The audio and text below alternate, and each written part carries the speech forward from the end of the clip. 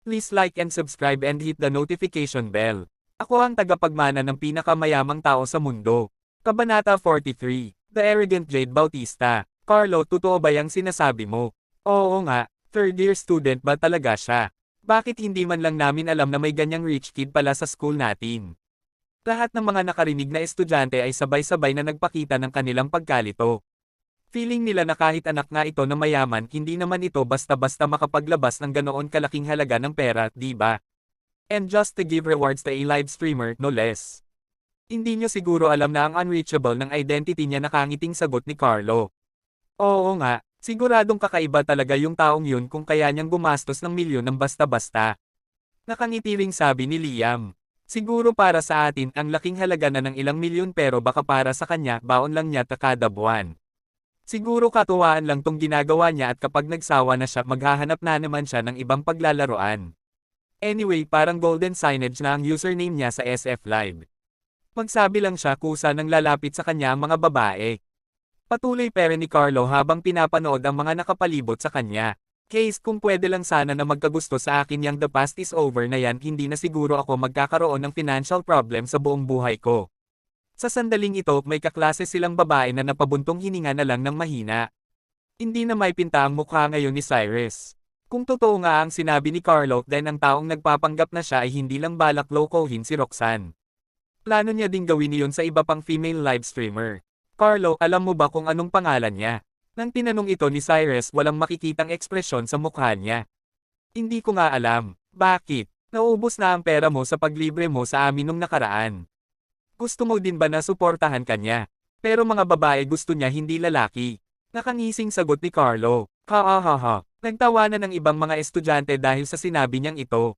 Kahit na nagbago ng unti ang pananaw nila kay Cyrus dahil sa paglibre niya sa kanila sa Grand Clear Hotel. Hindi pa rin noon mababago ang malaking porsyento ng pagtingin nila sa kanya na isa lang siyang hamak na dukha. Itong napakatagal na impresyon nila sa kanya ay hindi basta-basta mababago sa isang kainan lang. Na-disappoint naman si Cyrus sa sagot ng lalaki. Gusto niya sana malaman ang nanghack ng account niya para mapaimbestigahan niya kay Tom. In this way, maibabalik sa kanya ang account niya at hindi na malokoko pa sina Roxanne at ang iba pang mga babae. Pero hindi alam ni Carlo ang pangalan eh. Kung ang pagbabasehan niya lang ay ang impormasyon na estudyante ng school ang taong iyon. Mahirap siyang hanapin. Pagkatapos nilang tawanan si Cyrus, ang mga estudyante ay nagpatuloy sa pag-uusap tungkol kay The Past is Over. Pero hindi naman magamit ni Cyrus ang impormasyong sinasabi nila kasi puro useless naman ang mga ito. Naturally, walang may nakapansin na nag-iba ang ekspresyon ni Cyrus. Nang magbigay siya ng rewards kay Roxanne, hindi niya inisip na baka ma-hack ang account niya kasi para sa kanya hindi naman ito importante.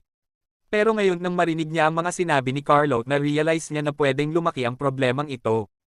Kahit na hindi na mga live streamers tulad ni Roxanne ang pantirya ng hacker, pwede niya naman ito gawin sa mga walang kamalay-malay na mga babae. Kahit karamihan sa mga babae na nag-stream sa SF Live ay ginagawa ito dahil gusto lang nila o di kaya ay hobby lang nila ito.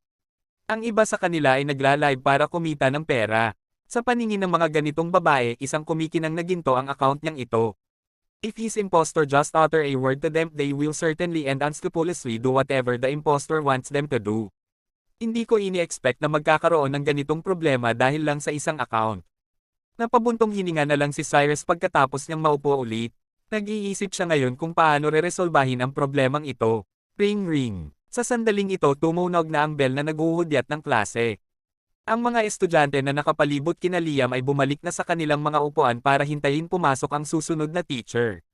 Napansin siguro ni Liam na parang may kakaiba kay Cyrus kaya tinanong niya ito. Pre, bakit ganyan mukha mo? Masama ba mood mo kasi pinagtawanan ka nila? Hindi. Marahang umiling si Cyrus at walang balak na magpaliwanag pa sa kaibigan. Alam niya kasi na kahit sabihin niya ang iniisip niya sa kanya, tiyak hindi niya siya paniniwalaan. Maya-maya pumasok na ang susunod nilang teacher at nagsimula na ang klase. Napuyat kagabi si Cyrus kakaisip kung paano maibalik sa kanya ang account niya. Sinamahan pa naman ang subject nila ngayon. Kaya naman pagkalipas ng ilang minuto, nakatulog siya sa lamesa niya. Nang nagising siya, uwian na nila. Pre, tumayo ka na dyan, pupunta na tayo sa bar. Naghihintay na sa atin sina Jade sa labas ng school. Marahang niyugyug ni Liam ang braso ni Cyrus para gisingin ito. Sige, iminulat ni Cyrus ang kanyang mga mata at sinundan sina Liam at Ryan palabas ng classroom. Pre, kunwari treat mo kami sa bar ha. Huwag mong palampasin ang pagkakataon na magpakitang gilas sa mga girls. Binigay ko na sa'yo ang pera di ba? Gastusin mo lang yon. Bulong ni Liam kay Cyrus habang naglalakad sila palabas ng school. Okay sige, tumango na lang ng bahagya ang binata at hindi na nagsalita pa. Basta galingan mo lang tol, sigurado hindi ka magkakaproblema sa mga roommates ni Jade. Hindi naman sila nag-aaral dito sa school eh. So baka hindi nila alam ang tungkol sa'yo. Sabi ni Ryan habang nakatingin kay Cyrus. Gogo, pre, what are you trying to say? Napasigaw ng bahagya si Liam. Nothing. Medyo nahihiyang sagot naman ni Ryan. Ano naman kung alam nila ang sitwasyon ni Cyrus? Bukod sa pagiging mahirap, wala naman na siyang ibang problema di ba? At isa pa, hindi naman siya panghabang buhay na mahirap. Agitated na sabi ni Liam. Wala naman akong ibig sabihin nun. Chill ka lang okay. Na-realize siguro ni Ryan na sumobra siya sa pagsabi niya noon kaya agad siyang nagpaliwanag. Huwag mo nang ulitin to okay. Tayong dalawa na nga lang ang kaibigan ni Cyrus eh. Kung ganyan pala ang tingin mo sa kanya then paano na ang iba? Napakaseryosong sabi ni Liam. Pre, okay lang, nagbibiro lang naman si Ryan. Hindi ko naman to sineryoso. Mas lalo pang ang naantig ang puso ni Cyrus dahil sa mga sinabi ni Liam pero alam niya din na nag-aalala lang si Ryan sa kanya kaya sinabi niya ang mga iyon. Wala siyang balak na masama. Oo, nagbibiro lang ako. Cyrus, pre, pasensya ka na talaga. Mabilis naman na sagot ni Ryan. Tinignan silang dalawa ni Liam at saka nagpatuloy sa paglalakad palabas ng school nang walang sinasabi. Makalipas ang ilang minuto nakalabas na silang tatlo sa gate. Liam. Matapos makita si Liam, may isang babae na nakasuot ng puting dress ang nakangiting sumigaw at tinawag ang pangalan niya. Tinignan ni Cyrus ang babae at nakita na si Jade pala ito ang nililigawan ng kaibigan niya. Hindi lang siya sigurado kung silang dalawa na ba o hindi pa. Jade only has an average look pero dahil puro branded ang mga sinisuot niyang mga damit at accessories nagmumukha siyang maganda. Magkaklase sina Jade at Liam sa high school. Siya ay kasalukuyang nag-aaral sa Laguna Conservatory of Music. Kapag wala siyang klase pumupunta siya sa school nila para makipagkita kay Liam kaya ilang beses na niyang nakikita si Cyrus. Sa totoo lang hindi maganda ang impression ni Cyrus sa babaeng ito. Alam niya kasi na pumupunta lang siya sa school nila para manghingi ng pera kay Liam every end of the month. Kapag nabigyan na siya ng pera, mahirap na siyang makontak ng kaibigan niya. Sa madaling salita, feeling ni Cyrus na ginagawang piggy bank lang ni Jade si Liam. Sina Cyrus at Ryan kitang-kita na ganito nga ang ginagawa sa kanya ng dalaga pero si Liam hindi. Nahihiya naman silang dalawa na I-point out ito kaya hinahayaan na lang nila siya. Oh, Jade, buti nakarating ka. Masayang bati ni Liam nang makita niya ang babae. Bakit ang tagal niyong lumabas? 30 minutes na kaya akong naghihintay dito. Masungit na sabi ni Jade habang nakapout ang lips niya. Lumabas kami kaagad pagkatapos ng klase. Mabilis na paliwanag ni Liam nag-aalala na baka magalit ang dalaga. Well, since dahil sa klase mo naman yun hindi na kita aawayin. Malumanay na sagot ni Jade pagkatapos ay nagpatuloy tara na sa bar sigurado anden na sila. Huwag mo silang paghintayin ng matagal. Okay, tumango si Liam at naglakad na sila papunta sa bar malapit sa school. Pero hindi pa sila nakakadalawang hakbang nang biglang tumigil si Jade at nandidiri na tinignan si Cyrus. Liam, bakit sinusundan pa rin tayo ng basurerong ito? Paalisin mo na siya dali. What if makita siya ng mga kasama ko mamaya?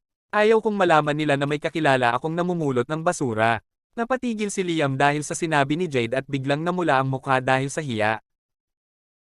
Kabanata 44, Part on Bad Terms. Parang sinampal ang tatlong lalaki dahil bigla na lang namula ang mga pisngi nila. Nakaramdam sila ng lubos na pagkapahiya dahil sa sinabi ni Jade. Bakit ganyan ka magsalita Jade? Nanlalaki ang mga mata ni Ryan nang sinigawan niya ang dalaga. May mali ba sa sinabi ko? Hindi ba't basurero lang naman talaga ang taong ta? Gusto kong si Liam lang ang kasama ko kapag ipinakilala ko siya sa mga friends ko. Masama ba yun? Masungit na sagot ni Jade. Hindi agad nakasagot si Ryan. Pagkatapos mag-alinlangan ng ilang sandali hinawakan niya si Cyrus at sinabi sa mahinang boses pre, umalis na lang tayo. Sige, wala naman talaga sa mood si Cyrus pumunta ng bar kaya ayaw niya na ring magtagal pa dito ngayon na itinatakwil na siya ni Jade. Mga tol, wait lang. Agad na pinigilan ni Liam si Cyrus nang tumalikod na ang binata. Siya ang may gusto na magpunta sila ng bar kasi gusto niyang hanapan ng girlfriend si Cyrus. Useless naman kapag umalis siya, hindi ba? Pre, narinig mo ba ang sinabi ni Jade? Iniinsulto na niya si Cyrus tapos gusto mo pa ring sumama kami sa inyo. Sigaw ni Ryan kay Liam dahil hindi siya makapaniwala na pinipigilan sila ng kaibigan nila na umalis. Napabuntong hininga ng mahina si Liam at medyo nagsusumamong sinabi, huwag nyo na lang siyang pansinin please, wala naman siyang masamang ibig sabihin. Please, sama na lang kayo at least for my sake. Nag-alinlangan ng ilang segundo si Ryan habang nakatingin kay Liam. Dahil ang kaibigan nila ang nag-aya sa kanila mag-inom, kailangan nilang pumunta. Liam, ano ba? Besurero ang taong yan, hindi ba? Bakit mo siya sinasama? Hindi ka ba nahihiya? Sa sandaling ito, biglang nagsalita ng malakas si Jade habang nakahalukip-kap ang mga braso. Jade, pwede bang tumahimik ka na lang? Naiirita na sigaw ni Liam. Pagkatapos ay nilapitan niya ang dalaga at hinayla ito. Sumama ka sa akin, may sasabihin ako sa'yo. Ano ba yun? Sinasabi ko sa'yo, hindi ako pupunta ng bar kapag sinama mo ang besurerong yun. What if makita siya ng mga friends ko? Siguradong pagtatawanan nila ako. Tabag sa loob na sabi ng dalaga.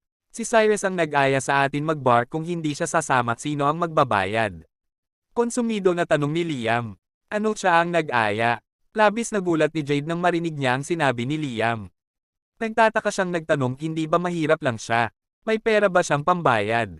At saka nga pala, sabi mo ay reto mo ang friend ko sa friend mo. Don't tell me siya yung friend na tinutukoy mo. Oo siya nga, tumango si Liam. Nababaliw ka na ba? Namumulot lang naman yan ng basura ah. Paano siya magugustuhan ng kaibigan ko? Bilisin mo at paalisin na siya para hindi na siya mapahiya pa, okay? Mas lalo pang tumaas ang boses ni Jade nang malaman niya na si Cyrus pala ang ipapakilala sa kaibigan niya.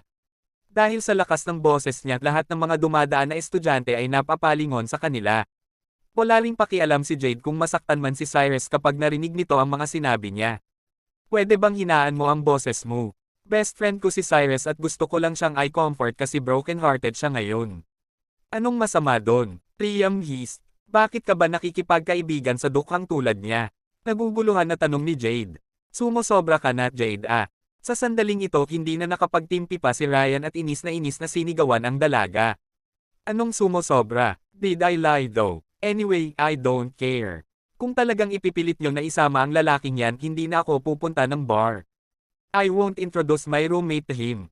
Jade replied haughtily. Pre, sige na, kayo na lang ang pumunta. Uuwi na lang ako. Sa wakas ay nagsalita na si Cyrus na kanina pa nakatayo sa gilid.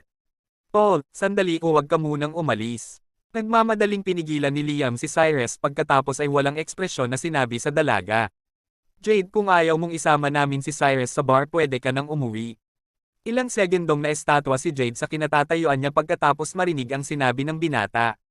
Napanganga rin siya at nanlaki ang mga mata dahil sa gulat. What did you just say?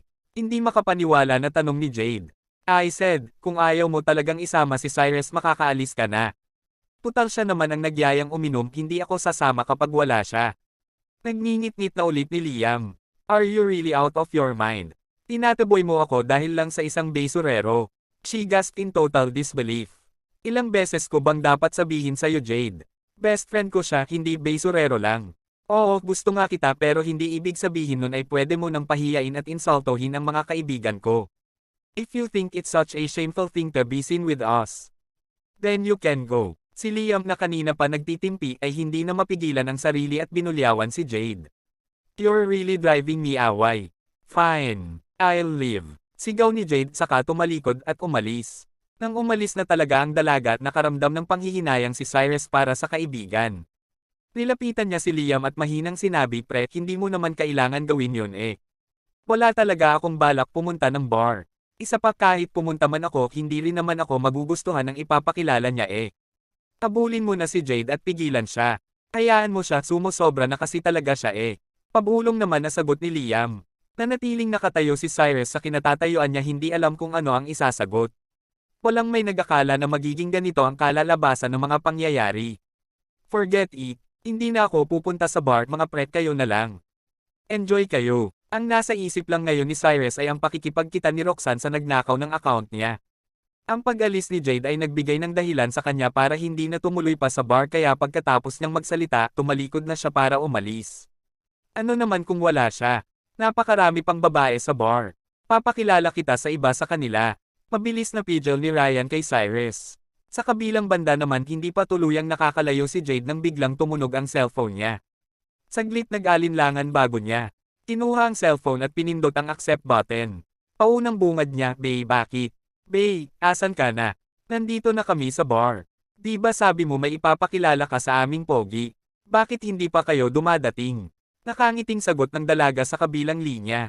Anong pogi? Baka kamo Bay Sorero. Paano may in love si Mitch dun? Naiinis na sagot ni Jade sa roommates niya.